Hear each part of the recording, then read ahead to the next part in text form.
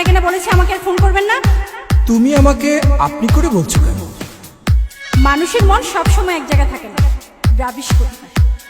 মাইয়া মানুষের মন আজকাল শেয়ার বাজারের মতো উঠানামা করে। হ্যাঁ, হ্যালো ডার্লিং, কেমন আছো তুমি? ভালো, কিন্তু অনেকক্ষণ ধরে তোমার নাম্বারটা বিজি পাচ্ছি। আর বলো না, অচেনা একটা নাম্বার থেকে আমায় ভীষণ বিরক্ত করছিল। রাখো তো ওসব কথা, তোমার সাথে কখন দেখা হচ্ছে সেটা বলো। ভীষণ মিস করছি তোমায়।